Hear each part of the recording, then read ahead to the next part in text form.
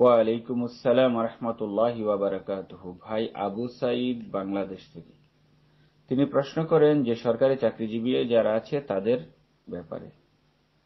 সরকারি চাকরিজীবীদের সরকারি খাতে কিছু টাকা তাদের কাছ থেকে কেটে রেখে দেন, মানে ডিডাক্টেশন করে দেন। ওই ডিডাক্ট টাকাটাকে সরকার আবার বছর শেষে 13% হারে তাদেরকে বাড়িয়ে তাদের টাকাটা তাদেরকে দেন। প্রশ্ন হচ্ছে তাদের টাকাটা কি শোধ হবে? কিন্তু টাকাটা তো অবশ্যই এখানে তাদের কাছ থেকে রেখে দিবে, এটা হচ্ছে সরকারের রুলস। তাহলে সে টাকাটা কি শোধ হবে কিনা? মাশাআল্লাহ, জাযাকাল্লাহ খায়ের, বারাকাল্লাহ ফি। সম্মানিত দিনী ভাই, অত্যন্ত সুন্দর প্রশ্ন।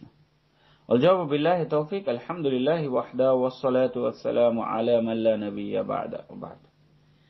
এই প্রশ্নটার স্রোত একটা, দুইটা, তিনটা স্রোত হতে পারে। প্রথম স্রোত হচ্ছে যে ব্যক্তি সরকারি চাকরি করে, সরকার তার কাছ থেকে টাকাটা রেখে দিবে, তার জন্য বাধ্য যে সরকারে তার কাছ থেকে রাখবে, সে কিছুই করতে পারবে না। দ্বিতীয়ত, সরকারের খাতে সে এখনো চাকরি করছে, সরকার তার ফান্ডে রেখে দিচ্ছে, তাকে পরবর্তীতে সহযোগিতা করবে, একসাথে কিছু বাড়িয়ে টাকা দিয়ে দেবে। তৃতীয় হচ্ছে, সরকার যে রেখে দিচ্ছে সেই টাকাটা সরকারের ফান্ড থেকে তার কাছে 13% বাড়িয়ে দিচ্ছে, তখন সেই টাকাটা কি খাতে দিচ্ছে সেটা সরকার কাউকে রুলস রেগুলেশন বা কোনোভাবে জানাচ্ছে কি না।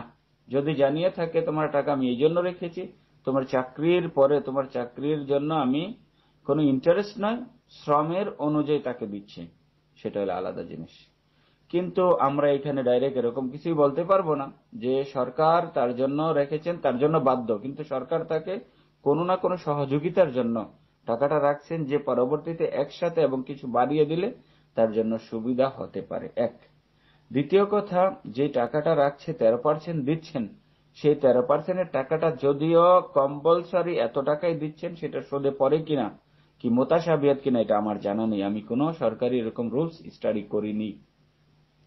তৃতীয় হচ্ছে, কোনো ব্যক্তি যদি নিজের মন থেকে কাউকে কোনো একটা টাকা দেয় এবং সেটা থেকে প্রতি মাসে মাসে অথবা বছরে একটা নির্ধারিত মূল্য তার কাছ থেকে লভ্যাংশ নিয়ে আসে, তাহলে সেটা অবশ্যই শোধ হবে।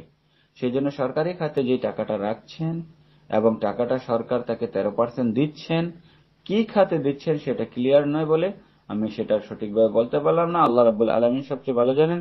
হাযা সাল্লাল্লাহু আলাইহি ওয়া সাল্লাম আলা নবিয়িনা মুহাম্মদ। আসসালামু আলাইকুম ওয়া রাহমাতুল্লাহ।